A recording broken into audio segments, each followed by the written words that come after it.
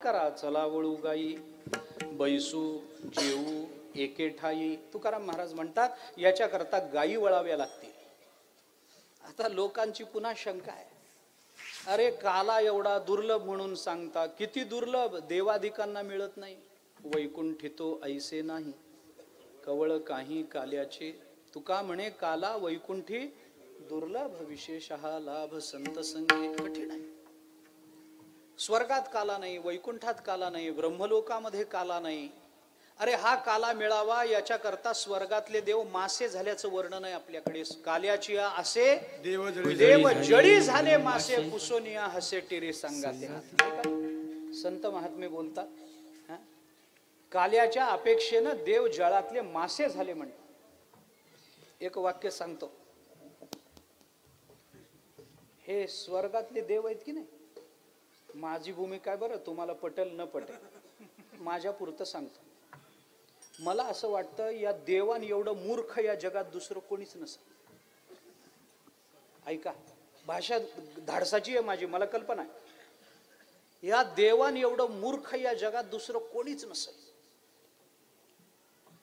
बघा कसे बघतात माझ्याकडे. तुम्ही म्हणाल देवांना मूर्ख म्हणणारे तुम्ही कोण शहाणे लागून गेले हो.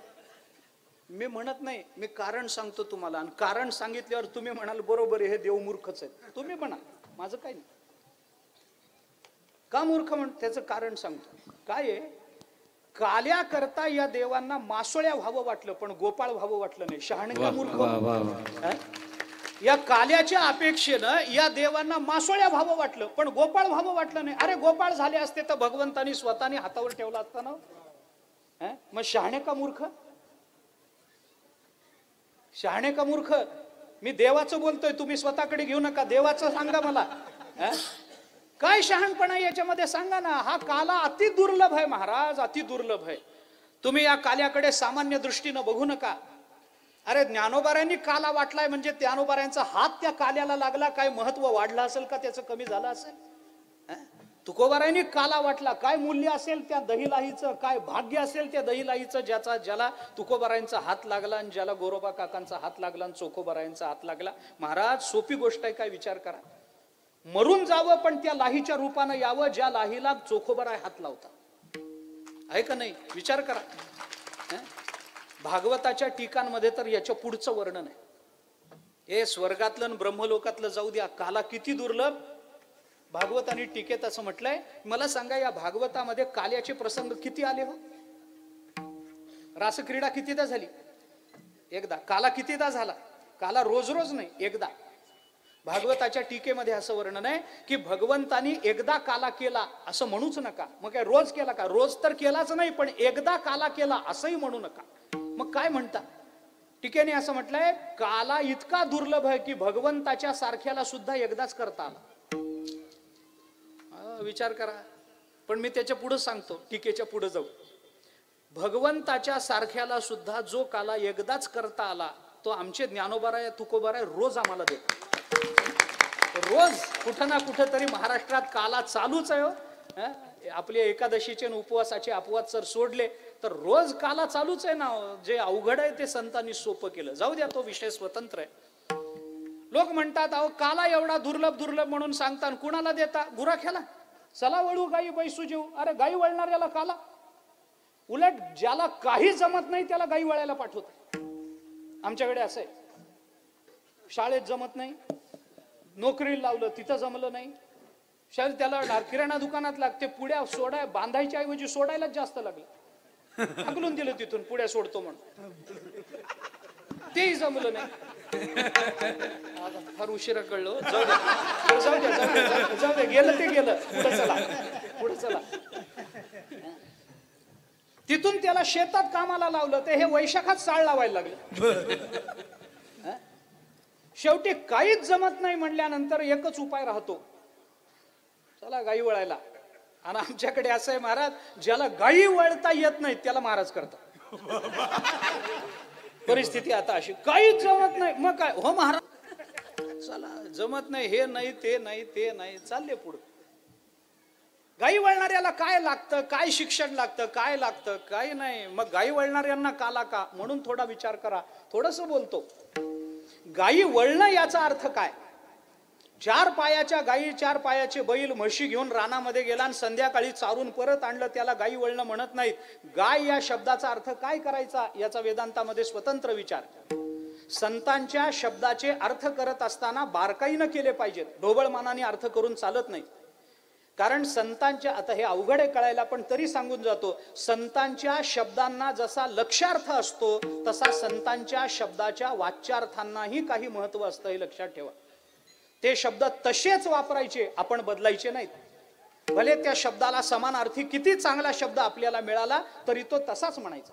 मोडोनिया वाटा सूक्ष्मच म्हणायचं. हा, त्याचा अर्थ सूक्ष्मच आहे, हे बरोबर आहे. पण तुकोबारांच्या तोंडून सूक्ष्म आलं का सूक्ष्म आलं? सूक्ष्म आलं ना, मग त्याला महत्व आहे. त्यांच्या तोंडातून जो शब्द आला तो महत्वाचा. बस, त्याचा अर्थ आम्हाला किती चांगला कळू दे, भले त्याच्यावर तुम्ही 10 तास कीर्तन करा, महत्व नाही. त्यांच्या मुखातून काय आलं ते महत्वाचं. असो, मी जास्त बोलणार नाही. गायी वळणं याचा अर्थ काय? शब्दाचे अर्थ नीट करा ना. कारण काय असतं, शब्द प्रकट होतो. ऐका, शब्दाच्या ठिकाणी 3 शक्ती असतात. व्याकरणाचा नियम सांगतो, 3 शक्ती शब्दाच्या ठिकाणी. मीमांसेचा विचार आहे. शब्दाची अभिधा शक्ती, शब्दाची लक्षणा शक्ती, शब्दाची व्यंजना शक्ती. हे सांगत नाही सगळं,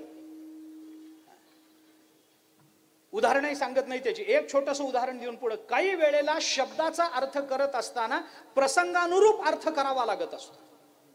प्रसंग काय चालला त्याच्यावरून अर्थ करा. सैंधव हा जो शब्द आहे की नाही, याला 2 अर्थ आहे. सैंधव म्हणजे मीठ. सिंधू हा शब्द समुद्र या अर्थाचा आहे. सिंधू पासून जे तयार होतं त्याला सैंधव म्हणतात, त्याला म्हणायचं मीठ.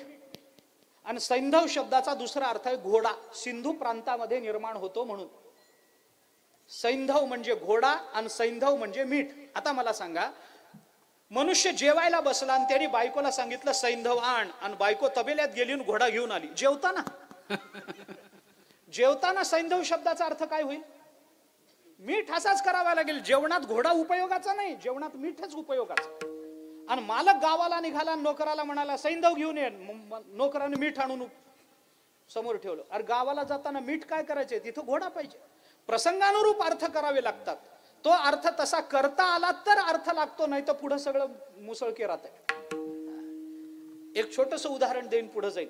अर्थ करताना प्रकरणानुसार, संबंधानुसार करावे लागतात. याच्याकरता सगळ्या वेदांतामध्ये अर्थाची आणि शब्दाची चर्चा आहे. पदार्थ विचार तेवढ्या करताय आपल्याकडे. पद आणि पदाचा अर्थ कसा करायचा वेदांतामध्ये मोठी चर्चा. एक उदाहरण देतो, जास्त लांबवत नाही. छोटस उदाहरण. एक मनुष्य होता. एके दिवशी अशी दुपारची वेळ, त्याला भूक लागली. खिशामध्ये पैसे होते. भूक लागली म्हटल्यावर रस्त्याने निघाला, एका हॉटेलमध्ये गेला. हॉटेलमध्ये गेला, खिशात पैसे होते. गेला, बसला. बसल्यानंतर तिथं ते काय त्याने जे मागवायचं होतं ते काय मागवलं. खाल्लं, भरपूर खाल्लं, व्यवस्थित खाल्लं. खाणं झाल्यानंतर आता पुढं काय राहतं? पैसे द्यायचे, निघायचं. एवढंच राहतं ना, दुसरं काय? हॉटेलमध्ये काय असतं? खाणं झालं, पैसे द्यायचे, निघायचं. त्याने काय केलं? निघता निघता ज्या ताटामध्ये तो जेवला होता त्या ताटातले 2 चमचे घेतले आणि खिशात ठेवले. ताटातले 2 चमचे घेतले, खिशामध्ये ठेवले. लोकांना सवय असते, हे त्यांना चोर म्हणायचं नाही बरं. हा, चोर म्हणायचं नाही, त्यांना अपराध आहे सध्या. असं चोर म्हणायचं नाही. ते काय असतं, म्हणजे चोर म्हणायचं. मग काय, हे लोक जिथं जातात ना तिथलं स्मरण म्हणून काहीतरी घेऊन येतात. चोर म्हणायचं नाही त्यांना. ते जिथलं जातात ना तिथलं स्मरण म्हणून घेऊन येतात. आता आपल्याला तर किती वेळचा अनुभव आहे, आपण सगळेच त्या क्षेत्रात. महाराज आम्ही सप्त्याला आलो होतो. कसं काय? हा काय टाळ? स्मरण, चोर नाही. अरे एवढा मोठा सप्ताह तुम्ही केला, त्यांना काही स्मरण नको, एवढ्या ह्याचं एक टाळ घेऊन घ्या. मला तर चांगले अनुभव आहेत. महाराज आम्ही कीर्तनाला आलो होतो तुमच्या. कसं काय? ही काय तुमची चप्पल माझ्या पायात? ते चोर नाहीत, हे महाराजाचं स्मरण पाहिजे ना काहीतरी, म्हणून घेऊन जात. अजय 2 चमचे घेतले, खिशामध्ये ठेव. योग असा महाराज, नेमकं मालकाने बघितलं, त्यांनी चमचे खिशात ठेवता. मालक जवळ आला. मालक म्हणाला, लाज वाटत नाही का हो? चांगल्या कपड्यातले दिसता, चेहऱ्यावर शिक्षणाचं तेज दिसतं तुमच्या, सुटाबुटातले दिसता, आणि चमचे चोरता, लाज नाही वाटत? तो म्हणला चोरले नाहीत. अरे चोरले नाहीत म्हणजे काय, मी बघितलं ना. तो म्हणाला म्हणूनच म्हणतो तुम्ही बघितलंय, हे मी बघितलंय आणि म्हणूनच तुम्हाला सांगतो मी चोरले नाहीत. अरे मी बघत धडधडीत चोरले, तुम्ही बघितलं. तो म्हणाला न बघता घेतले असते तर चोरी झाली असती, बघताना घेतल्यावर चोरी होते हो. त्याला चोरी म्हणतात. अरे मी घेतले. मालक म्हणाला काही का असे ना, पण कशा करता घेतले. अरे आमच्या हॉटेलमधले चमचे आहेत, आम्हाला नित्य लागतात, रोज असे थोडे थोडे. कोणी आज तुम्ही चमचे घेऊन जाल, उद्या कोणी वाटी घेऊन जाईल, परवा कोणी ताट घेऊन जाईल. म्हणून आमच्या पुण्यामध्ये एकाने फार चांगली युक्ती केली.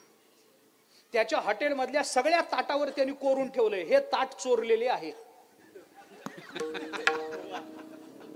ही वाटी चोरलेली आहे, हा चमचा चोरले. कोणीच घेऊन जाऊ शकत नाही, कारण कुणाच्याही घरात दिसलं पाहुणे ओळखणारच ना. पण अडचण अशी झाली, त्याला त्याच्याही घरी नेता येईना ना.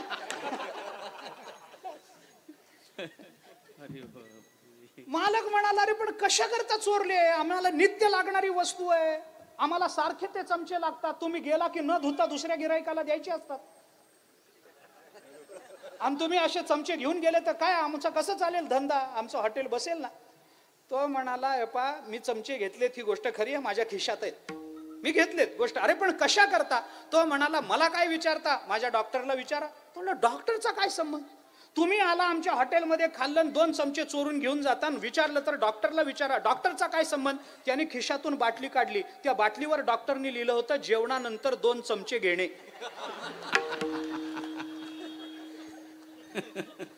माझा दृष्टांत संपला. मला काय बोलायचंय, 2 चमचे घेणे, काय घेणे. अरे ते औषध शब्दच वापरला नाही, पण औषधाच्या बाटलीवर लिहिलंय ना, मग परिस्थितीनुसार अर्थ लावा. विठ्ठला विठ्ठल विठ्ठल विठ्ठल विठ्ठल विठ्ठल.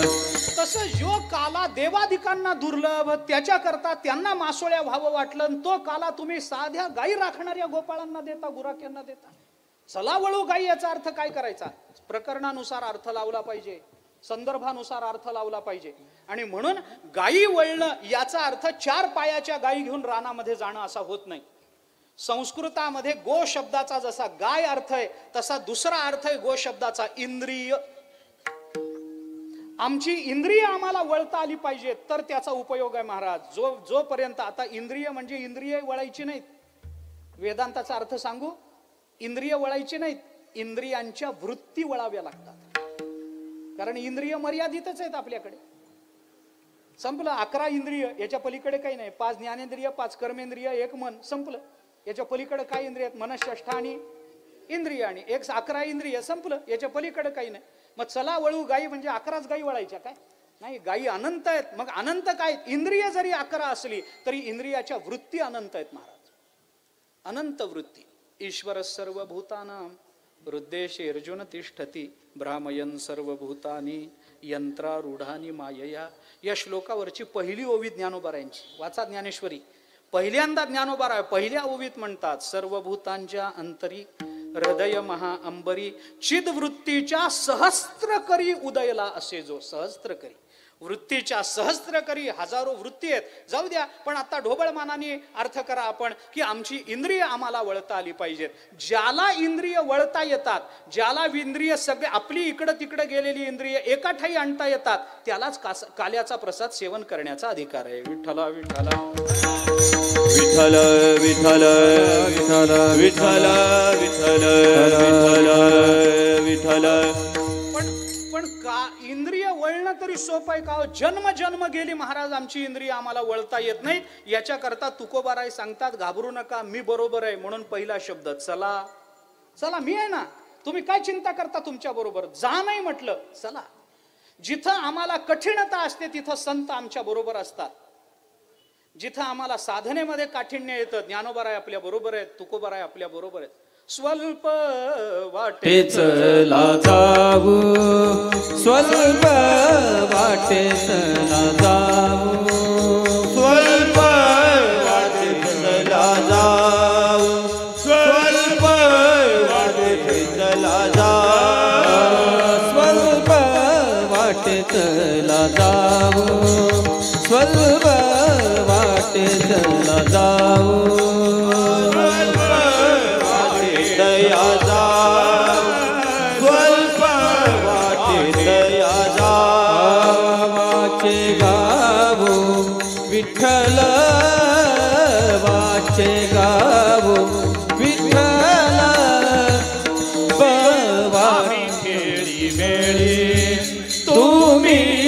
आम्ही केली वेडी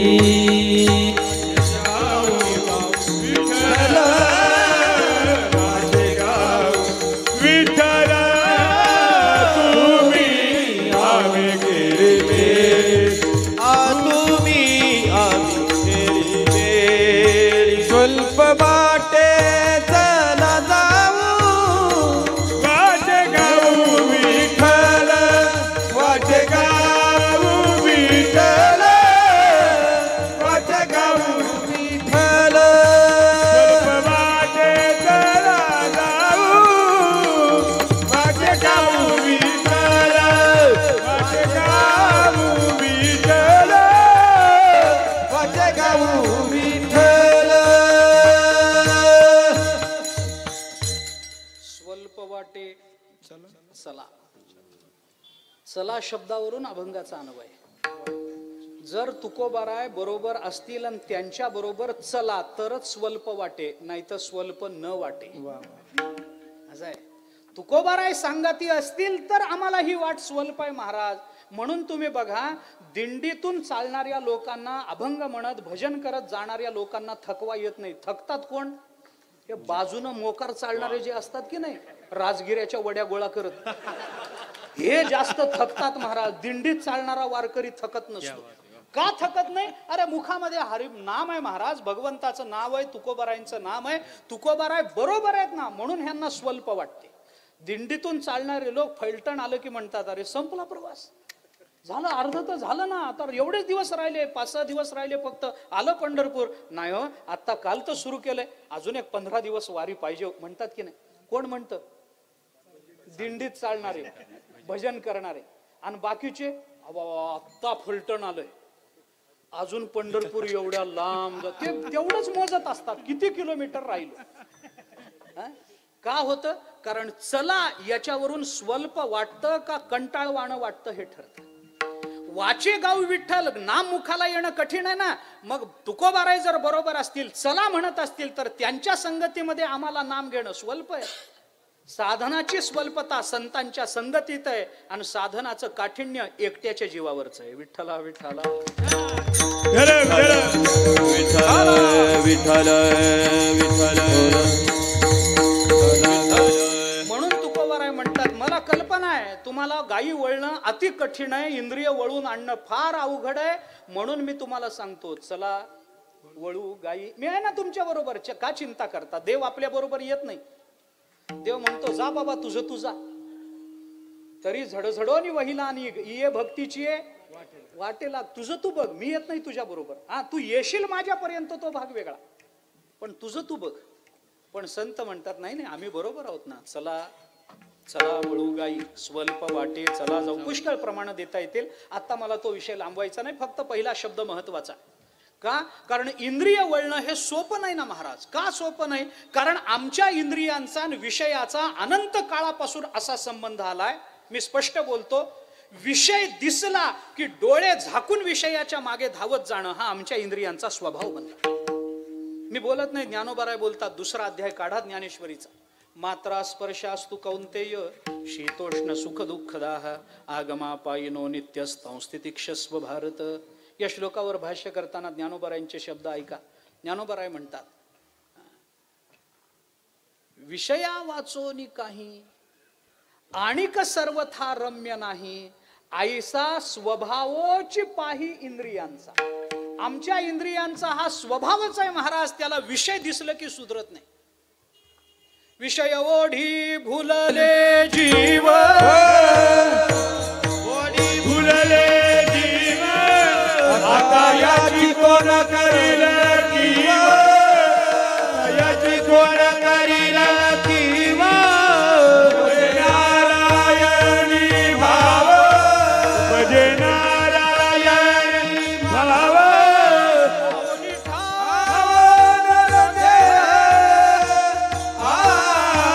कोण सुख धरिले संसारी, कोण सुख धरिले संसारी,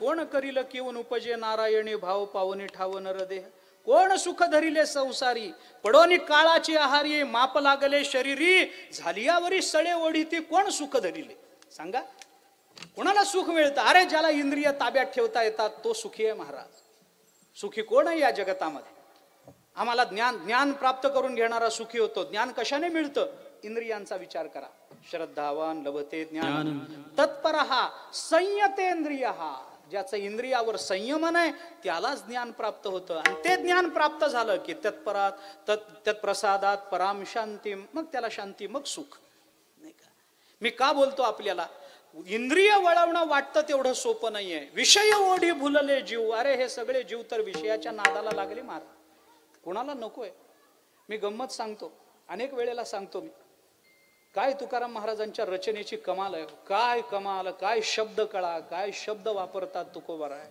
ऐका ऐका माझ्याकडे लक्ष द्या इकडे बघा मी मी माझ्याकडे ते होत राहतं त्याचं काही नाही मी आलो लांबून तुमच्याशी बोलायला आणि तुम्ही दुसरीकडे बघता ऐका ना ऐका हे महत्वाचं आहे महाराज हे महत्वाचं आहे आपल्या जीवनाचं आहे म्हणून बोलतो बसू द्या कोण आहेत त्यांना न बोलता बसा म्हणा कृपा करा विठ्ठला विठ्ठला विठ्ठला विठ्ठला विठ्ठला विठ्ठला विठ्ठला विठ्ठला विठ्ठला विठ्ठला विठ्ठला काय बोलत होतो मी ऐका विषय ओढी भुलले जीव तुकोबारांची शब्द कळा बघा तुकोबारांच्या शब्दाचं सामर्थ्य बघा किती शब्द आहेत विषय ओढी भुलले जीव संपलं ना किती शब्द 4 शब्द आहेत महाराज पण या 4 शब्दामध्ये तुकोबाराय ब्रह्मांड बोलून जातात ब्रह्मांड बोलून जातात विषय ओढी भुलले जीव 4 शब्द पण या 4 शब्दात तुकोबाराय 3 व्याख्या सांगतात आपल्याला व्याख्या सरळ व्याख्या करतात तुकोबाराय कशाची व्याख्या विषयाची व्याख्या जीवाची व्याख्या भुलण्याची व्याख्या आणि शब्द किती 4 शब्दात 3 व्याख्या विषय ओढी भुलले जीव विषय कशाला म्हणतात ज्याला बघून जीव भुलतो त्याला विषय म्हणतात जीव कुणाला म्हणतात विषयाला बघून जो भुलतो त्याला जीव म्हणतात आणि भुलणं कशाला म्हणतात विषयाला बघितल्यावर जीवाचं जे होतं त्याला भुलणं म्हणतात विठ्ठला विठ्ठला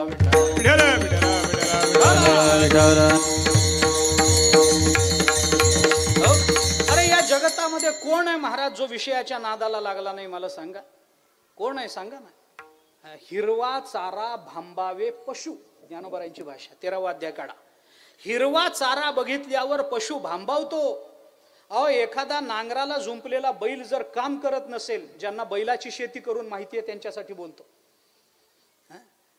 नांगराला झुंपलेला बैल जर काम करत नसेल तर शहाणा शेतकरी बैलाला मारत नाही तो काय करतो रानातलं थोडस गवत काढतो त्याची एक छोटी पेंडी तयार करतो ते पेंडी एका काठीला बांधतो आणि ती काठी बैलाच्या डोळ्याला पेंडी दिसेल अशी त्या बैलाच्या मानेवर जू असतं ना जू काय म्हणता तुम्ही त्या जू म्हणता ना त्या जूला बांधून टाकतो जूला बांधतो बैलाला गवत दिसलं की बैलाला वाटतं चला 2 पावलं टाकलं की आपल्याला गवत मिळणार आहे बैल 2 पावलं टाकले बैलाने की ती काठी 2 पावलं पुढे जाते पुढे गेली की गवतही 2 पावलं पुढे जाते मग बैलाला वाटतं अरे नाही अजून 2 पावलं टाकली पाहिजे अजून 2 पावलं टाक बैल पावलं टाकत राहतो बैलाला गवत मिळत नाही आणि शेतकऱ्याचं काम झाल्याशिवाय शहाणा शेतकरी हे करतो कारण का हिरवा चारा बघितला की बैल पुढे जाणार आहे हिरवा चारा भांबावे पशु ज्ञानोबाराय बोलतात नाही का आता बोलू का आपल्याला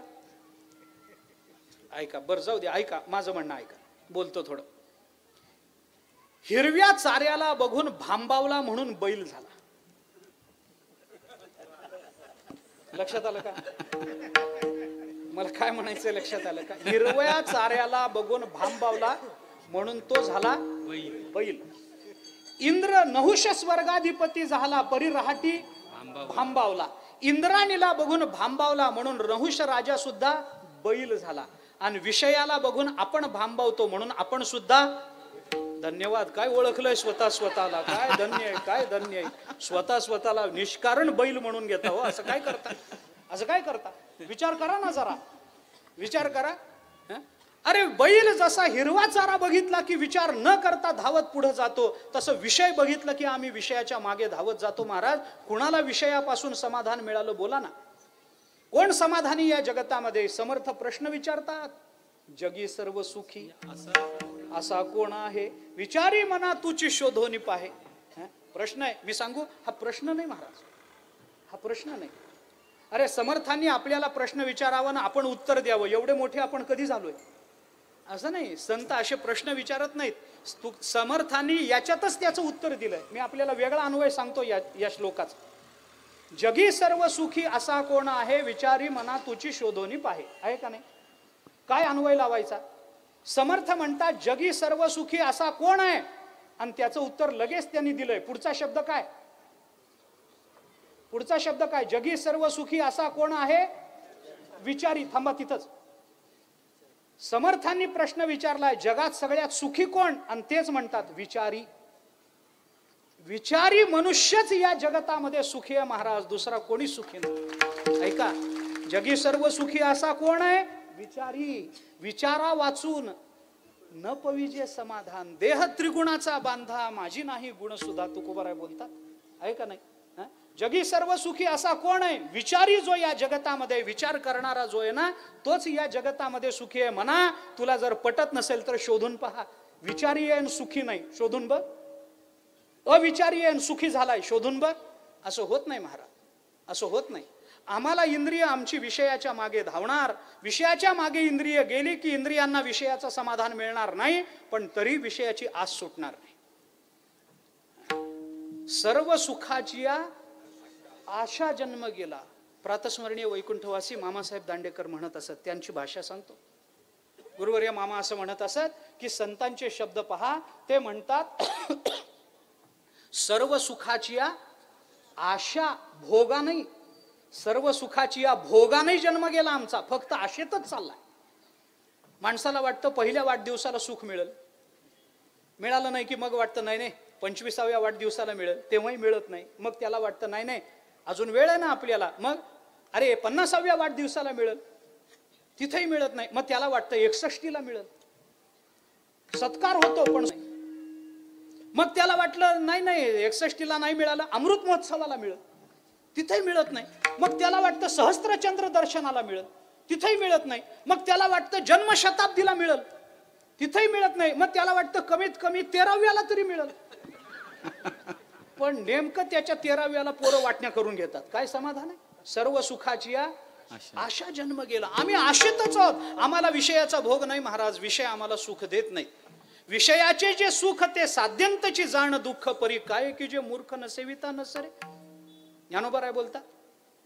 अरे विषयाला काय, मग कुणाला विषयासी तिळांजली देऊ नये, प्रवृत्तीवरी निगड वाहूने माते हृदय सुनी भोगिता ती, त्यांना सुखाची प्राप्ती आहे महाराज. ऐका, ज्ञानेश्वरी वाचा आपण. मला सगळा विचार सांगायचा नाही. मनुष्य इंद्रियांच्या मागे धावतो, ती इंद्रिय त्याला काही समाधान देतात? अरे विषयाने इंद्रियाच्या विषय आणि आता एक वाक्य, विषय आणि इंद्रियाच्या सन्निकर्षानं जर माणसाला समाधान किंवा जीवाला समाधान मिळालं असतं तर सगळ्यात जास्त सुख गाढवाला आणि डुकराला मिळालं असतं. आहे का नाही सांगा? आहे का नाही? त्यांच्या एवढं विषयामध्ये गुंतलेलं कोण आहे? अखंड खाणं, अखंड खाणं, अखंड खाणं. मला सांगा, एखादा मनुष्य जेवायला बसला, लाडू पानात पडला, सुख वाटतं की नाही? वाटतं. लाडू खाल्ला, 2 खाल्ले, 3 खाल्ले, 4 खाल्ले, 5 खाल्ले, 6 खाल्ले, आता किती रात्रभर हे सांगायचंय? 10 लाडू खाल्ले, 11व्या लाडूला नको म्हणलच की नाही? मग ज्या लाडूच्या सुखाकरता त्याची प्रवृत्ती होती त्याच लाडूला तो का नको म्हणतो? सुख आहे म्हणून का नाही म्हणून? नाही म्हणूनच म्हणावं लागतं ना. अरे मी जाऊ द्या, हे 11 लाडूचंही गणित सोडून द्याव, एका लाडूचं गणित सांगतो मी तुम्हाला. आपण एक लाडू घेतो, खातो, कसा लागतो? गोड लागतो ना? गोड लागतो. आता मला सांगा, लाडूचा पहिला घास तुकडा तोडल्यानंतर तो जेवढा गोड लागतो तोच लाडू गोड लागला म्हणून दुसरा तुकडा तोडला तर तो पहिल्या इतका गोड लागतो काय? लागत नाही. गोडावर गोड गोड लागत नाही. असा नियम आहे की नाही? गोडावर साखर खान चहा प्या, गोड लागतो का बघा? लागत नाही. गोडावर खाल्ला दुसरा घास नाही, तिसरा घास खाल्ला अजून कमी गोड, चौथा घास खाल्ला अजून कमी गोड. म्हणजे विषयातलं सुख क्षणाक्षणानं कमी होत चाललं, याच्याकडे लक्ष नाही आमचं. जास्त बोलत नाही, ऐका. मग काय होतं? म्हणून थोडा विचार करा. सगळ्याचा समारोप थोडासा वेगळा विचाराने करतो. जो तुकोबारायांच्या शब्दाकडे मला यायचं. मनुष्य विषयाच्या नादामध्ये भरकटत जातो. परिणामतः माणसाच्या परमार्थामध्ये माणसाकडून 3 चुका घडतात. ऐका, 3 चुका माणसाकडून घडणाऱ्या, विस्तारानं सांगत नाही, धावता विचार सांगतो. माणसाकडून घडणाऱ्या 3 चुका. पहिली चूक, इंद्रियांचा स्वामी म्हणवतो पण इंद्रियांचा नोकर होतो. माणसाकडून घडणारी पहिली चूक. स्वतःला इंद्रियांचा मालक म्हणवतो. डोळे कुणाचे? माझे. कान कुणाचे? माझे. नाक कुणाचं? माझं. हे इंद्रिय माझी आहेत ना. स्वामी आहे मी इंद्रियाचा. मला वाटलं तर नेत्रदान करीन, नाही तर नाही करणार. मालक आहे मी माझ्या डोळ्याचा. स्वतःला आपल्या इंद्रियांचा मालक म्हणवतो पण नोकर होतो. नोकर होतो म्हणजे मी सांगतो आपल्याला. मला सांगा, डोळे कुणाचे? माझे. डोळे जर माझे असतील तर मी जे दाखवीन ते डोळ्यांनी बघायला पाहिजे की नाही? मी जे दाखवीन ते डोळ्यांनी बघायला पाहिजे. आता मला सांगा, मी दाखवीन ते डोळे बघतात का डोळे जे दाखवतात ते मी बघतो? कोण कुणाचा नोकर आणि कोण कुणाचा मालक आहे हो? इंद्रियांचा स्वामी म्हणवतो पण इंद्रियांचा नोकर होतो. माणसाकडून घडणारी पहिली चूक. कारे दास होसी संसाराचा कर, दुःखाचे डोंगर भोगावया, तुकोबाराय बोलतात. एक. दुसरं, ही चूक झाली की त्याच्या बरोबरीनं दुसरी चूक होते. इंद्रियांच्या नादामध्ये एकदा मनुष्य अडकला आणि इंद्रियांचा स्वामी म्हणून घेऊन इंद्रियांचा नोकर व्हायला लागला की तो एकदा इंद्रियांचा नोकर झाला की या जगताचा मूळ मालक जो परमात्मा, त्या परमात्म्याचा त्याला विसर पडतो. विठ्ठला विठ्ठला विठ्ठल विठ्ठल विठ्ठल विठ्ठल विठ्ठल विठ्ठल विठ्ठल. माझी भाषा नाही, उदाहरणानं सिद्धांतानं बोलतो, प्रमाणाने बोलतो. कामी नेले चित्त नेले अवलोकुमुख बहुवाटे सुख कुटो पाये हृद. हा बहुवाटे सुख कुटो पाये हृदय. हा कामे नेले चित्त नेली अवलोकुमुख अवलोकुमुख बहुवाटे सुख कुटो पाये हृदय. हा बहुवाटे सुख कुटो पाये हृदय. हे कामे नेले चित्त अवलोकुमुख नेली अवलोकुमुख बहुवाटे सुख बहुवाटे सुख कुटो पाये शरीर. कामे नेले चित्त नेदी अवलोकुमुख अवलोकुमुख बहुवाटे दुःख बहुवाटे दुःख कुटो पाये हृदय. रोज सकाळी म्हणतो आपण, कामी नेले चित्त नेदी अवलोकमुख बहु वाटे दुःख फुटो पाहि हृदय. कागा सासुरवासी मज केले भगवंता. आपुलिया सत्ता स्वाधीनता ते नाही. प्रभातेसी वाटे तुमच्या यावे दर्शना. येथे न चले चोरी उरली राही. किती गोड भाषेमध्ये, करुण भाषेमध्ये तुकोबाराय बोलतात. अरे एकदा आमचं चित्त कामाकडे गेलं आणि विषयाकडे धावलं, नेदी अवलोकमुख, देवाचा विसर पडतो महाराज. इंद्रियांच्या मागे जीव लागला. मी उदाहरण सांगेन आपल्याला. कबीर महाराज काशी क्षेत्रामध्ये राहत होते. ज्या गल्लीमध्ये कबीर महाराज राहत होते की नाही, उगी गंमत सांगतो ऐका. कबीर महाराज ज्या गल्लीत मध्ये राहत होते त्या गल्लीत 2 घरं सोडून एक नवरा बायको राहत होते. मोठं नवऱ्याचं बायकोवर प्रेम, संपन्न घरामध्ये. नवऱ्याने बायकोला सगळे दागिने केले होते, फक्त एक नथ करायची राहिली होती. एक नथ. बायकाचं असं असतं, किती दागिने केलेत याच्याकडे लक्ष नसतं, काय केलं नाही त्याच्याकडे फार लक्ष. रोज भांडण व्हायचं, सगळं केलं नथ का केले. तो म्हणायचा, अगं सगळं केलंय ते बघ की. नथ नाही, मला नथच नाही. सगळ्यांकडे नथ आहे, मला नथच नाही, मला नथ नाही. एके दिवशी भांडण झालं, पराकोटीचं भांडण. आता पराकोटीचं म्हणजे कसं ते मी सांगू शकत नाही, दाखवूही शकत नाही आता तुम्हाला. इतकं भांडण. याने तिचं माहेर काढलं, हिने याचं सासर काढलं, सगळं म्हणजे याचं माहेर काढलं, याचं सासर म्हणजे पुन्हा तिचंच माहेर झालं ना. लक्षपूर्वक ऐकत चालत चुकलेलं बरं का. मी मधून असं बोलत राहतो. कळतं हो किती ऐकलेत, किती ऐकतात, किती झोपलेत, किती जागेत, कळतं पटकन. झालं भांडण झालं. ती रडायला लागली. हाय रागानं फणकाऱ्यानं न जेवता ऑफिसला निघून गेला. तिने काही स्वयंपाक केला नाही, काही नाही. रडून डोळे लाल झाले, तशीच पलंगावर पडून राहिली. झालं कर्मधर्म संयोग असा की हा ऑफिसला गेला आणि त्या दिवशी बोनस त्याच्या हातावर पडला. बोनस चांगले 10-15 हजार रुपये मिळाले. त्यांनी विचार केला, जाऊ द्या, काय रोजचं भांडण आहे, ही पिढा संपवून टाकू. म्हणून बाजारामध्ये गेला, एक सुंदर पैकी नथ घेतली. संध्याकाळी घरी आला, बघतो तर दिवे लावलेले नाहीत, काही नाही, अंधार सगळा, देवासमोर दिवा लावलेला नाही. ती तशीच पलंगावर पडलेली, रडून रडून डोले लाल झालेले, हुंदके देते. त्यांनी दिवा वगैरे लावला, तिला उठवून तेव्हा अगं बोल माझ्याशी. ती बोलायला तयार नाही, ढुंकून बघायला तयार नाही. शेवटी जबरदस्तीनं तिला उठवून बसव. तो म्हणला, हे बघ मी तुझ्याकरता काय आणलंय. डोळे उघडून बघत नाही महाराज त्याच्याकडे. शेवटी त्यांनी जबरदस्तीनं ती नथ हातावर ठेवली आणि तिच्या असं समोर हे बघ मी तुझ्याकरता काय आणलंय. नथ बघितली महाराज, रूप पाहता लोचनी. हा जीवन धन्य धन्य धन्य हो. बस दर्शनी समाधान अथी जैसे. बस नथ बघितली आणि इतका आनंद झाला. मग काय करून काय नको, नवऱ्याला कुठं ठेवून कुठं नको. मग ती म्हणायला लागली, जेवला नसाल, पुरणपोळी करू का? आत्ता रात्री पुरणपोळी काय रात्रीचा पदार्थ आहे काय?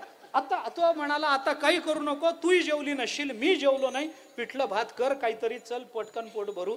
काहीतरी तिने केलं, खाल्लं. नथ तर आणली, तिला आनंद झाला. मी स्वभाव सांगतो, एक मानसशास्त्र सांगतो, ऐका. मानसशास्त्र सांगतो. बाईचा स्वभाव, माता भगिनी क्षमा करा बरं का मला, पण तुमच्या सगळ्यांना बघूनच हे शिकलोय. पण मला क्षमा करा मुलगा समजून. ऐका, मानसशास्त्र आहे स्त्रियांचं. आपल्याला मिळालेला दागिना जोपर्यंत दुसऱ्या बायका बघत नाहीत तोवर तिला रात्री डोळा लागत नाही. बरोबर आहे का बघा? बरोबर आहे का बघा? आपल्याला मिळालेला दागिना जोवर दुसऱ्या 4 बायका बघत नाहीत तोवर तिला रात्री झोप लागत नाही महाराज. एवढ्यावर भागत नाही. अजून सांगू का? अजून सांगतो. आपल्याला मिळालेला दागिना जोपर्यंत 4 बायका बघत नाहीत आणि आपल्याकडे असा दागिना नाही याचं त्यांना वाईट वाटत नाही तोवर हिला डोळा लागत.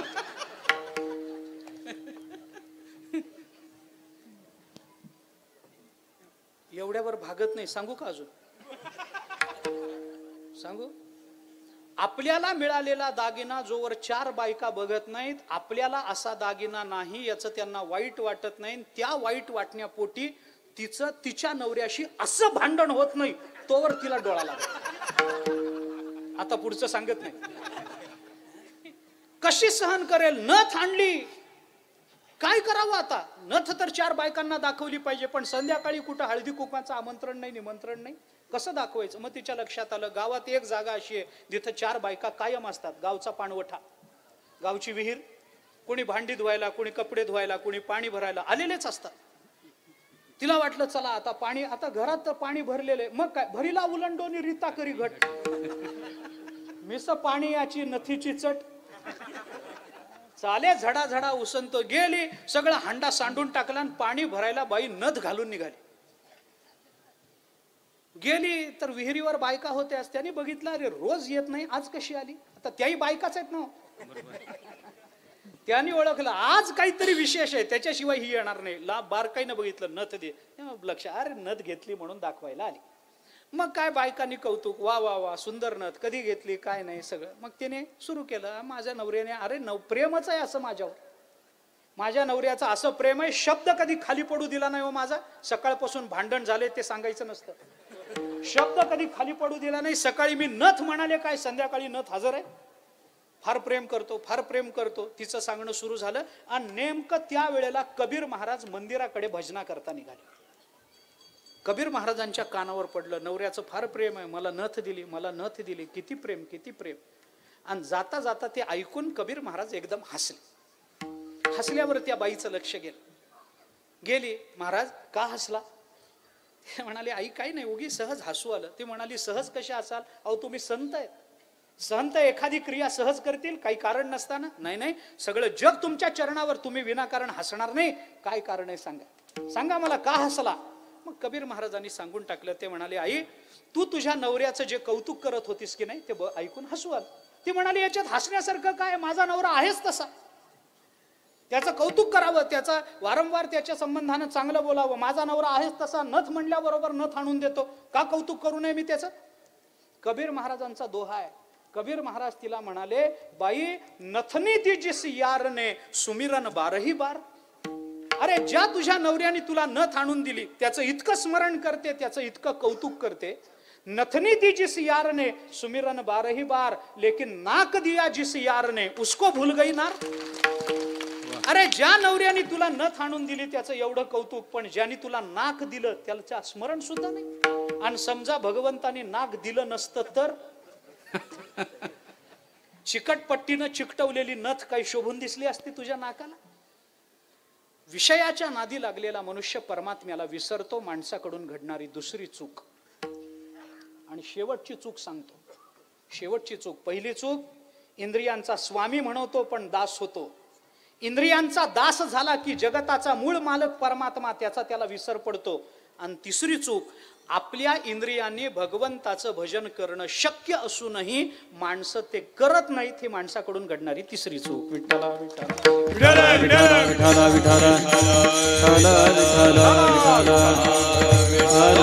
आणि म्हणून तुकोबाराय बोलतात की आपल्याला ती इंद्रिय वळून आणावी लागतील, पण कुठं वळून आणायची, इंद्रिय वळतील कशी, त्याला काही उपाय आहे का नाही. म्हणून तुकोबाराय या अभंगामध्ये एक शब्द वापरतात. या चरणामधला एक शब्द फार महत्वाचा, एक शब्द महत्वाचा आहे. कोणता तेच सांगतो. एक शब्द महत्वाचा आहे, एक तोच शब्द महत्वाचा आहे, तेच सांगतो. या चरणामधला एक शब्द महत्वाचा आहे. म्हणजे एक हा जो शब्द आलाय तो महत्वाचा आहे. चला वळू गायी बैसू जेऊ एके ठाई. गायी एके ठाई वळू, बैसू एके ठाई आणि जेऊ एके ठाई. असं जर झालं तरच आम्हाला काला मिळेल, नाही तर मिळायचा. ऐका, एके ठाई आलं पाहिजे तर त्याचा उपयोग. इंद्रिय एकीकडे, बुद्धी एकीकडे, आमचं काम एकीकडे, मनामधला विचार एकीकडे, असं नाही चालत. आमची इंद्रिय परमात्म्याच्या चरणाजवळ आली पाहिजे तर त्याचा उपयोग होतो. दिली इंद्रिये हात पाय कान, आता प्रमाण देत नाही. डोळे मुख बोला या वचन, जेणे तू जोडसी नारायण नासे जीव पण भवरो. घेई घेई माझे वाचे गोड नाम विठोबाचे, तुम्ही डोळे घ्या रे सुख पहा विठोबाचे मुख. तुम्ही ऐका रे कान माझ्या विठोबाचे गुण, मना तेथे धाव घेई राहे विठोबाचे पायी. तुका म्हणे जीवा नको सोडू या केशवा. तुकोबाराय बोलतात नाही का. सगळा अभंग पहा. आमच्या इंद्रियांना, मग इंद्रियांना तिथं आणायचं कसं त्या परमात्म्याकडे, त्याचं उत्तर देतो आणि विषय संपवतो. माझं कीर्तनही संपलं. थोडं भगवंताचं चरित्र सांगायचं तेवढं सांगतो, सेवा संपवतो माझी. उदाहरणानं बोलतो. विषयाच्या नादामध्ये मनुष्य अडकतो. एक सिद्धांत लक्षात ठेवा, मनुष्य विषयाचा त्याग कधी करतो याची अनेक कारण आहेत, पण मला आता एकच कारण सांगायचं आणि तेवढंच सांगतो. मनुष्य विषयाचा त्याग कधी करतो? जेव्हा प्राप्त विषयापेक्षा अधिक चांगला विषय त्याला प्राप्त होतो तेव्हा तो प्राप्त विषयाचा त्याग करत असतो. आपल्याला जे मिळतं त्याच्यापेक्षा अधिक चांगलं दिसलं की मिळालेलं नको वाटतं. हा माणसाचा स्वभाव आहे की नाही बोला. मी साधं बोलतो ना, म्हणून मी म्हटलं मी दृष्टांताने सांगतो, जास्त लांबवणार नाही. घरामध्ये लहान मूल पाळण्यात झोपलेलं असतं. नवरा कामावर गेला, मुलं शाळेत गेली, बाकी घरात कोणी नाही. आई स्वयंपाक घरामध्ये काम करते. मुलं शाळेतून येणार, नवरा ऑफिसमधून येणार, तोपर्यंत स्वयंपाक झाला पाहिजे. तिचं काम चालू आहे आणि ते काम चालू असताना पाळण्यातलं मूल उठतं रडायला लागतं. आई जवळ नाही, रडायला लागतं. मग आता आई काय करते, काम करत बसेल तर मूल रडेल. मुलाला घ्यावं तर काम कसं होणार? नवऱ्याला काय खाऊ घालायचं, मुलांना काय द्यायचं, स्वयंपाक व्हायचा अजून. मग ती आई काय करते, शहाण्या आईचं बोलतो बरं, ती काय करते, त्या पाळण्यातून मुलाला उचलते, स्वयंपाक घरामध्ये एका दुपट्यावर टाकते आणि मग 2 चमचे 2 वाट्या एखादं पोळपाट लाटणं त्याच्या समोर टाकून देते. मुलंही त्याच्या पोट भरलेलं असतं. त्या वाटीशी खेळ, चमच्याशी खेळ, लाटण्याशी खेळ खेळत राहतं आणि आईचं काम होत राहतं. मुलालाही कळतं आई इथंच आहे, आईलाही बघता येतं मूल इथंच आहे. आता गंमत अशी होते की ते लाटणं समोर येतं, घरंगळत पुढं जातं. मुलाला मोठी गंमत वाटते. मूल त्याच्या मागे रांगत राहतं, गाडी गाडी खेळत राहतं. आता वेळ अशी येते, आईला करायच्या असतात पोळ्या. पोळपाट लाटणं याच्या ताब्यात, हिसकावून घेता येत नाही, रडतं ते मूल. मग आता त्याचं लाटणं काढून घ्यायचंय ना, त्याच्याशिवाय तर घरामध्ये स्वयंपाक होणार नाही. मग मुलाला दे म्हटलं तर ते देत नाही. हिसकावून घेणं शहाण्या आईला, सख्या आईला शक्य नसतं. तुम्ही लक्ष देत जा माझ्या शब्दाकडे, मी पुन्हा पुन्हा सांगतो तुम्हाला. मग ती काय करते, त्या मुलाच्या हातातून ते लाटणं हिसकावून घेत नाही. काय करते, आत खोलीमध्ये जाते, एक रंगीबेरंगी चेंडू बघते आणि तो चेंडू आणून त्याच्या डोळ्यासमोरून असा घरंगळत सोडून देते. मुलगा बघतो, अरे लाटणंही घरंगळत जातं, चेंडूही घरंगळत जातो, पण चेंडू मध्ये रंग आहेत, लाटण्याला रंग नाहीत. मग ते लाटणं त्या लाटण्याला सोडतं आणि चेंडूकडे जातं. बरोबर आहे का? मुलांनी लाटण्याचा त्याग का केला? त्याच्यापेक्षा अधिक चांगला विषय मिळाला म्हणून. मग उत्तमोत्तम विषय मिळाल्यानंतर जर विषयाचा त्याग होत असेल तर या जगतातला सर्वोत्तम विषय कोणता?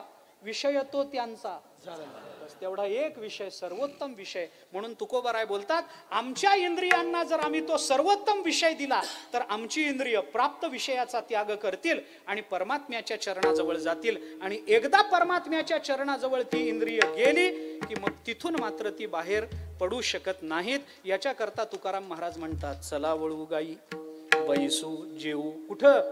एके ठाई. एके ठाई म्हणजे कुठं? एक असणारा जो परमात्मा त्याच्या ठाई बैसू, त्याच्या ठाई जेऊ आणि त्याचंच आम्ही सेवन करू. त्या परमात्म्याला स्वरूपाला प्राप्त होणं, त्याचंच चिंतन करणं आणि त्याचंच सेवन करणं, याचं नाव काला. तो काला संत महात्मे आपल्याला देतात, त्याचा स्वीकार आपण केला पाहिजे. काल्याला सामान्य बुद्धीनं न बघता परमात्म्याचा प्रसाद या रूपानं बघून कण जरी आपल्या हातावर पडला तरी जीवन धन्य मानलं पाहिजे. ते आमच्या पोटात किती जातं याच्यापेक्षा त्याच्या बरोबरीनं प्राप्त होणारं समाधान किती आहे हे आमच्या भावनेवर अवलंबून आहे, हे आमच्या श्रद्धेवर अवलंबून आहे, हे आमच्या समर्पणावर अवलंबून आहे. हे लक्षात ठेवा. आणि संत महात्म्यांनी दिलेला काला तो सेवन करून आपलं जीवन कृतार्थ करून घ्या. विठोबा रखुमाई. जय जय विठोबा रखुमाई. विठोबा रखुमाई. विठोबा रखुमाई. जय जय विठोबा रखुमाई. विठोबा रखुमाई. विठोबा रखुमाई.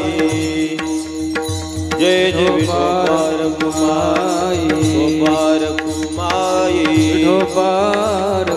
विठोबा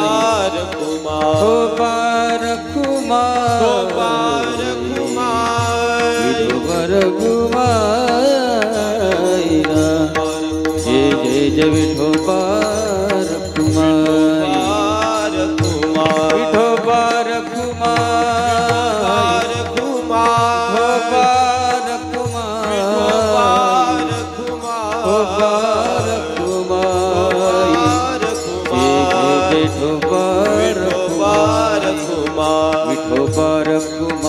विठोबा रखुमाई. विठोबा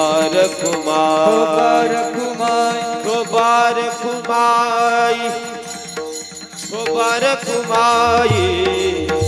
विठोबा रखुमाई. विठोबा रखुमाई. विठोबा रखुमाई. विठोबा रखुमाई. विठोबा रखुमाई. विठोबा रखुमाई. विठोबा रखुमाई. विठोबा रखुमाई. विठोबा रखुमाई. विठोबा रखुमाई. विठोबा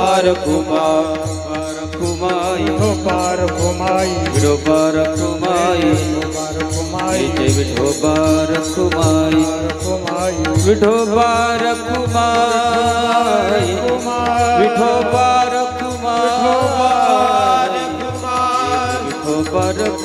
रखुमाई. विठोबा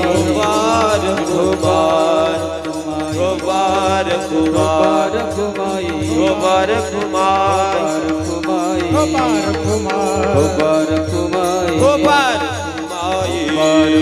विठोबा रखुमाई. विठोबा विठोबा रखुमाई. विठोबा रखुमाई. विठोबा रखुमाई. विठोबा रखुमाई. बोला कुंडली खबरदार विठ्ठल देवा. माऊली ज्ञानेश्वर महाराज की जय.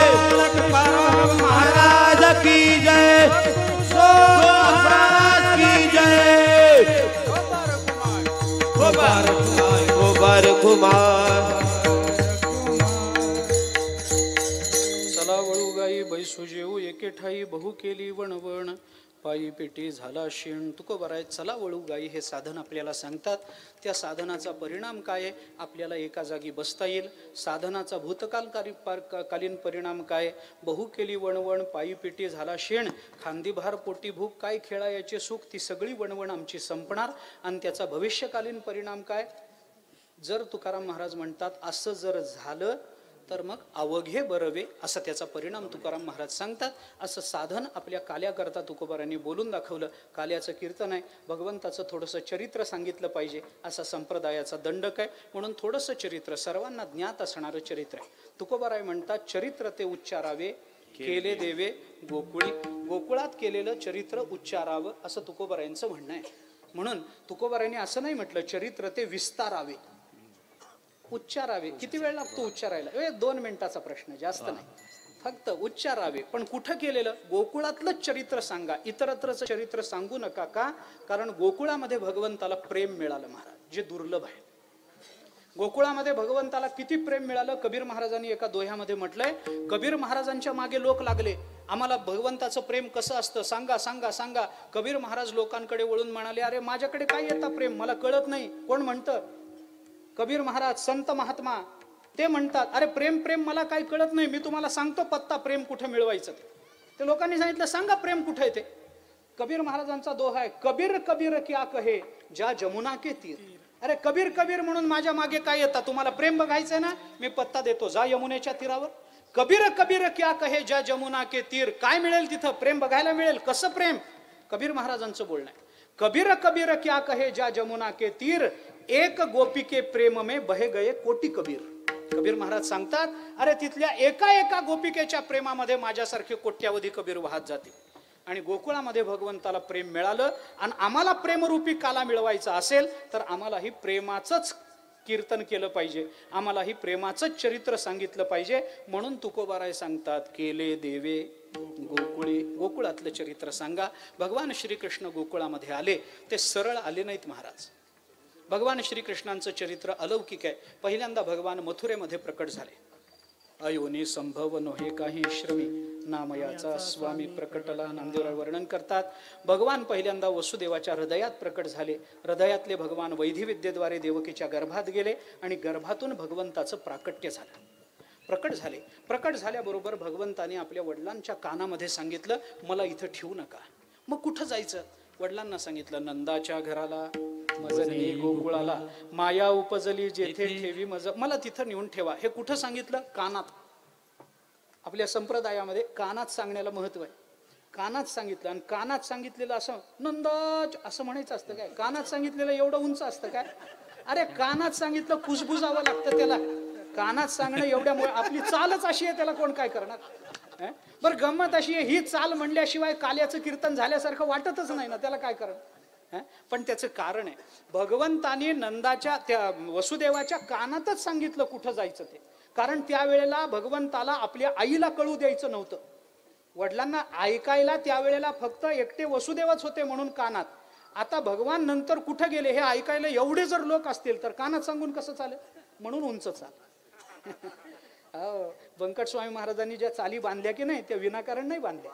हो, त्याच्या मागे खूप कारण, मोठं कारण आहे, मोठं कारण. कशा करता बोलतो? कानात सांगितलं, नंदाच्या घराला घेऊन चल. मग वसुदेवाने भगवंताला टोपलीमध्ये ठेवलं, साखळदंडाने हात जखडलेले. ती टोपली उचलल्याबरोबर सगळ्या शृंखला गळून पडल्या. भगवंताने त्या निमित्तानं जगाला दाखवून दिलं, जो मला हातात घेतो त्याला कोणतंही बंधन राहत नसतं.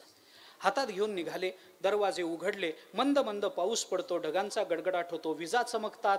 अशा अवस्थेमध्ये भगवंताला घेऊन वसुदेव निघाले. निघाल्यानंतर हळूहळू यमुनेपर्यंत आले. सगळ्याला अर्थ आहे. ढगांचा गडगडाट झाला. आकाशाने ढगाला विचारलं, अरे काय आरडाओरडा चालवलाय, कशा करता? ढगांनी सांगितलं, अरे भगवान अवताराला आले ना खाली. आकाश म्हणालं ढगांना, अरे मूर्खा, भगवान आले खाली आणि तू ओरडतोय वर. काय अर्थ आहे का नाही याला? तुला कशाला आनंद झाला? भगवान आले पृथ्वीवर अवताराला आणि तुला आनंद व्हायचं काय कारण? तू गडगडाट कशाला करतो? मेघ म्हणाला, तो ढग म्हणाला आकाशाला, तू वेडा आहेस, तुला कळलं नाही. काय कळलं नाही? मी ओरडण्याचं कारण आहे म्हणे, मला आनंद झाला. का आनंद झाला? तो ढग मेघा आकाशाला म्हणाले, अरे पुढं हा जो भगवान अवताराला आला की नाही, पुढं चालून सगळे लोक आमच्या नावानं त्याला ओळखणार आहेत, लोक त्याला मेघश्याम म्हणणार आहेत आणि म्हणून आम्हाला आनंद आहे. आमचा आनंद त्याच्या करता आहे, देवाची ओळख आमच्या नावावरून व्हावी, आम्हाला आनंद होईल. ढगांचा गडगडाट चालू. भगवान यमुनेपर्यंत गेले. यमुनेला पूर आलेला. काय करावं कळेना. पुढं जावं तर पुरात वाहत जाऊ, मागे जावं तर कंस मारेल. काय करावं? वसुदेवाचा विवेक जागा झाला आणि विवेकानं वसुदेवाने ठरवलं, तीर्थात प्राण गेलेला परवडेल पण दुष्टाच्या हातून मरायचं नाही. तीर्थात जाऊ दे, जीव गेला तर हरकत नाही, दुष्टाच्या हातून मरायचं नाही. निघाले पुढे. पाणी वाढायला लागलं, वर वर वर वर यायला लागलं. वसुदेवाच्या कानापर्यंत यमुनेचं पाणी आलं आणि भगवंताने आपला पाय बाहेर काढला. पायाचा स्पर्श झाला, यमुना दुभंगली. महाराज भगवंताला रस्ता दिला. पुष्कळ अर्थ, उगी 2 अर्थ गमतीनं सांगतो. भगवंताचं आणि यमुनेचं नातं हे जावईन सासूचं नातं आहे.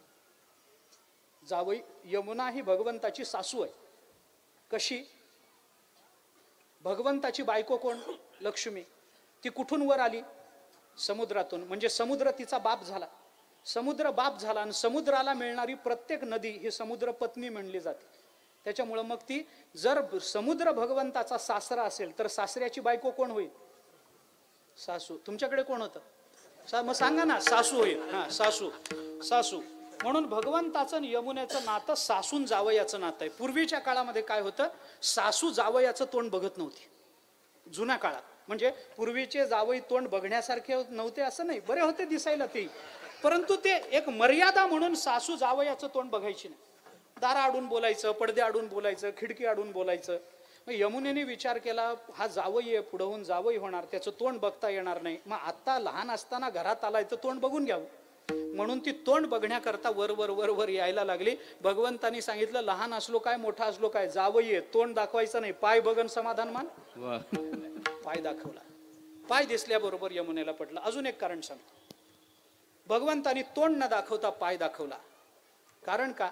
या निमित्तानं भगवंतानी सगळ्या जगाला हे दाखवलंय, माझं तोंड बघण्यात तुमच्या जीवनाची धन्यता नाही, माझे पाय बघण्यात तुमच्या जीवनाची धन्यता. माझं तोंड बघण्याकरता वर येऊ नका बाबा, माझे पाय बघण्याकरता माणसांनी प्रयत्न करावे. हो, वारकरी पंढरपूरला जातो, देवाचं तोंड बघायला का पाय हो? देखिले तुमचे तोंड निवांतर आहे प्रमाण नाही. आता कोठे धावे मन तुझे तोंड देखली आहे प्रमाण नाही महाराज, तुझे चरण देखील. तोंडापेक्षा चरणाला कलियुगामध्ये महत्व जास्त आहे हे दाखवण्याकरता भगवंतानी तोंड लपवलं, पाय बाहेर काढला. पायाचा स्पर्श झाला, यमुना दुभंगली. यमुनेने आपलं अंतःकरण भगवंताकरता मोकळं करून दिलं आणि यमुनेने या निमित्तानं जगाला दाखवलं की परमात्म्यासारखा दुःख निवारण करणारा आपल्या जवळ येतो तेव्हा आपलं मन मोकळं करायला माणसांनी लाजू नये. मोकळ्या मनाने त्याला सांगावं. यमुनेने आपलं मन मोकळं केलं आणि भगवंताला सांगितलं, देवा माझ्या चित्तामध्ये कालिया नावाचा सल, ते दुःख आहे, तेवढं दुःख दूर करा. भगवंतानी पाय बाहेर काढला. भगवंतानी सांगितलं, ठीक आहे, तुझ्याकडे दुःख आहे ना, माझ्याकडे औषध आहे. काय औषध? हे औषध. पाय बाहेर काढला. भगवंताचा पाय हे औषध. का? कारण भगवंतानी कालियाला मारलं कशानं? पायानं नाचून नाचून नाचून हकलून दिलं ना. मग भगवान म्हणाले, तुझ्या अंतःकरणात कालियाचा सल आहे ना, माझ्याकडे औषध आहे. म्हणून भगवंतानी पाय बाहेर काढला. पायाचा स्पर्श झाला. यमुनेला वाटलं, चला आपल्या कालिया नावाचं दुःख दूर करण्याकरता भगवंताचा पाय हे औषध आहे, ते आता आपल्याकडे आलं, चिंता करण्याचं कारण नाही. यमुनेने रस्ता दिला. भगवंताला घेऊन वसुदेव पलीकडे गेले. तिथं भगवंताला ठेवलं. तिथली माया उचलली. परत निघाले. परत येताना यमुनेने रस्ता दिला आणि भगवान तिकडे लहानाचे मोठे व्हायला लागले. हळूहळू हळू भगवंताचं मोठं होणं सुरू झालं. एके दिवशी भगवंतांना स्तनपान करत यशोदा माता ओसरीवर बसली होती. समोर चुलीवर दूध ठेवलेलं. त्या चुलीवरचं दूध खालच्या अग्नीमुळे वर वर वर वर यायला लागलं आणि मग यशोदेच्या मनात घालमेल सुरू झाली. दूध उतरायला जावं का पित्या पोराला खाली ठेवावं? पोराला खाली ठेवावं तर दूध उतू जातं, दूध उतरायला जावं तर पिणाऱ्या मुलाला खाली ठेवावं लागतं. काय करावं? सनातन भांडण आहे संसार आणि परमार्थाचं. चुलीवर संसार आहे आणि मांडीवर परमार्थ आहे, तरी माणसाची धाव संसाराकडे. विचार करा, विचार करा महाराज. मांडीवर परमार्थ आहे आणि चुलीवर संसार आहे, तरी चुलीवरच्या संसाराची मरमर चालू आहे, पण मांडीवरच्या परमार्थाकडे लक्ष नाही. पिणाऱ्या पोराला खाली ठेवलं आणि दूध उतरवायला म्हणून यशोदा गेली. किती साधी घटना आहे. कुणाच्याही घरात घडू गॅसवर दूध ठेवलेलं असतं, मूल पीत असतं, मुलाला खाली ठेवून आपल्याला गॅस बंद करायला जावं लागतं की नाही? पण भगवंताच्या घरात घडली, त्याला काही अर्थ आहे. ते जे खाली चुलीवरचं जे दूध होतं, त्या दुधाने असा विचार केला की आपल्या खाली जो ताप लागलाय तो ताप जर दूर करायचा असेल तर आपल्याला भगवंताच्या चरण दर्शनाशिवाय गत्यंतर नाही. त्रिविध तापाची निवृत्ती भगवत दर्शनाने होत असते. दुधाने विचार केला, मग आपण आहे तिथून आपल्याला भगवंताचं दर्शन होणार नाही, मग वर गेलं पाहिजे. देव पाहो उंच ठाई उभे राहू. वर गेलं पाहिजे की नाही? मग वर वर वर वर यायला लागलं दूध. आणि दुधाने विचार केला, वर जाऊनही देवाचं दर्शन नाही झालं तर? दुधाने विचार केला, वर जाऊनही देवाचं दर्शन नाही झालं तर भांड्याच्या कड्यावरून अग्नीमध्ये उडी मारायची, जीवन संपवून टाकायचं. अरे ज्या जीवनामध्ये देवाचं दर्शन नाही ते जीवन जगण्यात काय अर्थ आहे? दुधाला कळतं, दुधाला कळतं महाराज. दुधाच्या अंतःकरणातला भाव भगवंतानी ओळखला. अरे माझ्या दर्शनाकरता तडफड चालू आहे ना, मग मी 2 पावलं पुढे येतो ना. भगवंतानी सांगितलं मग तुला आता फार वर जाण्याचं कारण नाही, मग मी ज्या सत्तेवर आहे त्या सत्तेवर तुला खाली आणतो, तू का चिंता करतो? आणि म्हणून दुधाच्या विचाराला यश देणारी ती यशोदा तिकडे पाठवून दिली. विठ्ठला विठ्ठला विठ्ठल विठ्ठल विठ्ठल. भगवंताच्या अशा बाललीला सुरू झाल्या. हळूहळू भगवान रांगायला लागले, भिंतीला धरून उभे राहायला लागले, उंबरठा ओलांडायला लागले, बाहेर पडायला लागले, मित्रमंडळी गोळा झाली. आणि एके दिवशी भगवंतांनी गोपाळांना विचारलं, अरे तुमच्या तब्येती अशा का? गोपाळांनी सांगितलं, आमच्या घरात लोणी होतं देवा, पण अर्ध लोणी जातं मथुरेमध्ये विकायला आणि अर्ध लोणी आमच्या आया तुम्हाला आणून देतात. आम्ही काय खावं? आम्ही कशावर जगावं? भगवान म्हणाले, मग आपलं लोणी जर आपल्याला मिळत नसेल तर चोऱ्या करा. भगवान असं नाही म्हणाले की माझ्यातलं अर्ध तुम्ही खात जा. भगवान म्हणाले, माझं माझ्याजवळ राहू द्या, तिकडं जाणारा अडवा, माझ्या ह्याला धक्का लावायचा नाही. माझं आहे, अर्ध आहे ते माझं आहे, उरलेलं अर्ध जे मथुरेत चाललं ते चोरा. मग चोऱ्या सुरू झाल्या, घरामध्ये चोऱ्या सुरू झाल्या. महाराज, भगवंताची चोरी म्हणजे अध्यात्म आहे, भगवंताची चोरी म्हणजे भक्ती कारण आहे, भगवंताची चोरी म्हणजे समाजकारण आहे, भगवंताची चोरी म्हणजे मानसशास्त्र आहे. भगवंताची चोरी काय नाही सांगा ना महाराज. अरे इथलं लोणी खायचं, तिथले दुष्ट माजणार आणि पुन्हा यांच्यावर आक्रमण करणार, मग त्यांची शक्तीची माध्यमं तोडून टाका, लोणी इथंच लुटा. राजकारण आहे. आपल्या हक्काचं आपल्याला मिळत नसेल तर कोणत्याही मार्गाने मिळवून घेतलं पाहिजे, समाजकारण आहे. भगवान म्हणाले, बाकी चोरायचं नाही, फक्त लोणी चोरायचं. म्हणजे लोणी म्हणजे काय? सार चोरायचं. सार म्हणजे काय? सार म्हणजे काय? येथे सार भगवंत हेच सार आहे, दुसरं कोणतंही सार नाही. फलकट तो संसार, येथे सार भगवंत. म्हणजे फक्त चैतन्य चोरिले माझे, चैतन्य चोरिले. भगवंताची चोरी म्हणजे अर्थकारण आहे, भगवंताची चोरी म्हणजे भक्ती कारण आहे महाराज. भगवान दुसरं काही चोरत नाही. लोणी म्हणजे काय? मृदू सबाह्य नवनीत तैसे सज्जनाचे चित्त. भगवान फक्त चित्त चोर. चित्त चोरियेले नंदाच्या नंदने. मानायला तयार नाही. अगं माझा मुलगा चोर नाहीये, तुम्ही लपवून त्याचा भोवरागे. आळ घेता शारंग धरागे, तुम्ही 12 घरीच्या 12 गे गोकुळीच्या नारी. यशोदा ऐकायला तयार नाही. एके दिवशी सगळ्याच गोपिकांनी ठरवलं, आज सगळ्या मिळून जाऊ. सगळ्यांनी मिळून यशोदेकडे तक्रार केली, यशोदे कृष्णाला सांगावे गोकुळी राहावे का जावे?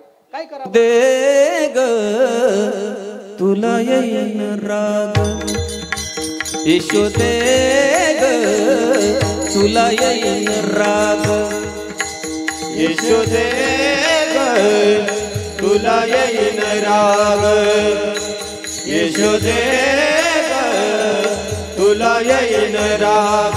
आपुल्या पोराला काहीतरी सांग, काहीतरी सांग, काहीतरी सांग, यशोदे ग तुला येईन राग, तुला येईन राग, तुला येईन राग. सगळ्याच गोपिका जेव्हा यशोदेकडे गेल्या त्यावेळेला यशोदेने कान्होबाला बोलवलं. कान्होबा, सगळं गाव तुमची तक्रार करतं, मग तुम्हाला उद्योग नाही म्हणून चोऱ्या सुचतात ना, मग उद्योगाला लागा. भगवंताने विचारलं, आई काय करू? काही नाही, आपलं गोधन घेऊन रानात जा, आपला परंपरेचा व्यवसाय आहे तो करा. भगवान त्या दिवसापासून रानात जायला लागले. भगवान म्हणाले, आई जाईन पण एकटा जाणार नाही, माझे 9 लक्ष सवंगडी माझ्या बरोबर पाहिजे. आणि मग सगळ्या गोपाळांना घेऊन भगवान रानामध्ये जायला लागले. दिवसभर रानामध्ये गायींना चारायला सोडायचं, पाणी दाखवायचं. गायी चरायला लागल्या आणि रवंथ करायला लागल्या की आपणही आपला डाव खेळायचा. भूक लागली शिदोऱ्या सोडून खायचं. संध्याकाळी सगळ्या गायी निगुतीनं राखून घरी परत आणायचा. भगवंताचा दिनक्रम सुरू झाला. एके दिवशी भगवंतानी सांगितलं, उद्या काला करू. काला म्हणजे काय? भगवंतानी सांगितलं, माझे आहे तैसे पाहे, नाही तरी घरा जाये चोरोनिया माये नवनीत आणावे. दुसऱ्या दिवशी सगळ्यांनी नवनीत आणलं. भगवंताचे खेळ झाले. गोपाळ थकले.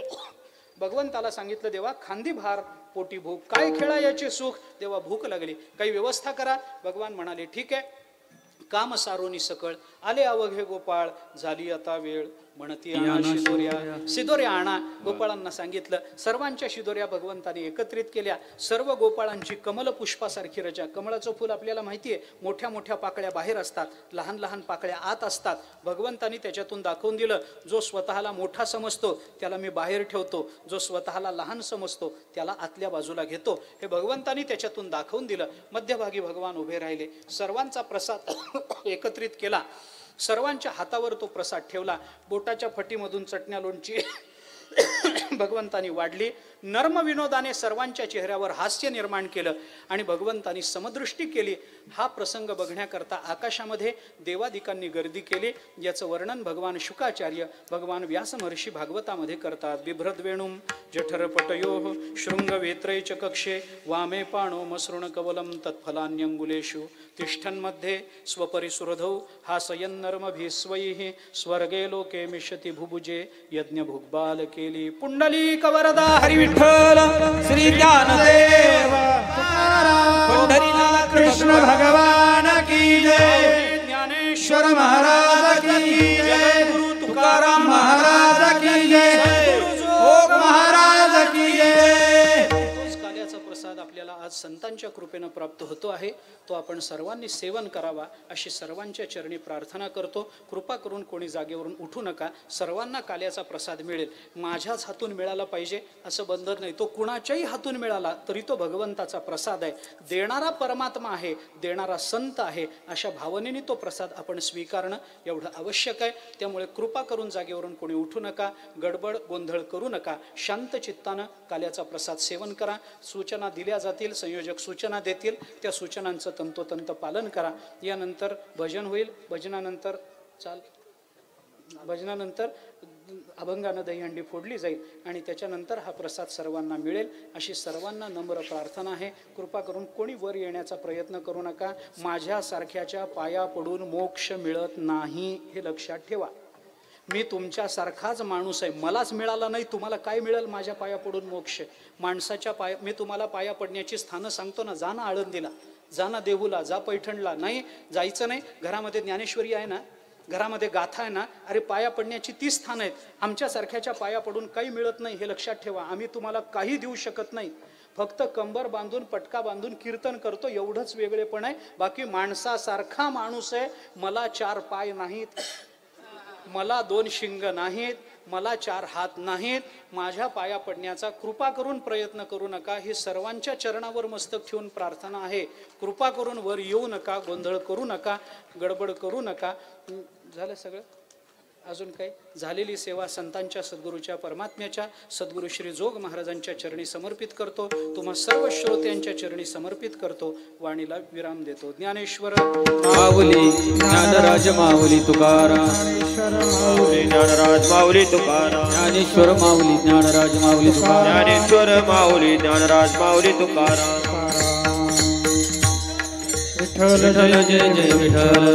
जय जय विठ्ठल. बोलिलेले कुरे कंठी धरिला कृष्ण मनी शिंके लांबले दुरी होतो दिगाचे मी बरी. तुम्ही वारे दोही कडे मुख पसरोनी गडे. वाहती त्या दारा घ्या रे दोहीच्या कोपरा तुम्ही वारे दोही कडे मुख पसरोनी गडे. तुका म्हणे भूमंडळी आम्ही बळी हाती ठोका म्हणे हाती टोकाधिक उणेले देवका. तुम्ही वारे दोही कडे मुख पसरोनी गडे. कंठी धरिला कृष्ण मनी अवकाजनी प्रकाश काला वाटू एकमेका वैष्णवनिका संभ्रम. वाकुया ब्रह्मादिका उत्तम लोका दाखवू एकमेका वैष्णवनिका तुका म्हणे भूमंडळी आम्ही बळीवीर गाडी काला वाटू एकमेका वैष्णवनिका संभ्रम. बोलिलेले गुरे देवा कोडी उत्तरे राज महाराज तुम्ही सिद्ध. नाही विचारी अधिकारण्या पुरा करा क्षमा. महाराज तुम्ही सिद्ध. तुका म्हणे ज्ञानेश्वरा राखा पाया पेकिंग करा करा. क्षमा पराज महाराज तुम्ही. ज्ञानदेव तुकाराम.